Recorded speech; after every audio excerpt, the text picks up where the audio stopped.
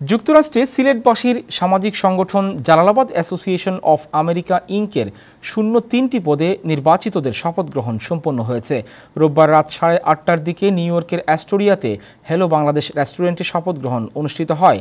অনুষ্ঠানের প্রথম পর্বে নতুন নির্বাচিত সহসভাপতি জাভেদ উদ্দিন, মহিলা বিষয়ক সম্পাদিকা সারা উদ্দিন এবং কার্যকরী সদস্য মোহাম্মদ ফজল খানকে শপথ বাক্য পাঠ করান অ্যাসোসিয়েশনের সভাপতি বদরুল হোসেন খান। পরবর্তীতে সভাপতি বদরুল হোসেন খানের সভাপতিত্বে ও সাধারণ সম্পাদক রোকন হাকিমের সঞ্চালনায় আলোচনা সভা অনুষ্ঠিত হয়।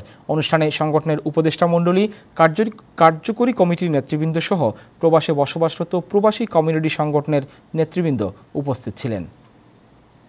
আমেরিকা ইনকে মৌলভীবাজার কৌটাক থেকে জনাব জাভেদ উদ্দিন সাহেবকে আমরা সহ সভাপতি পদে আমরা জালালাবাদবাসীর পক্ষ থেকে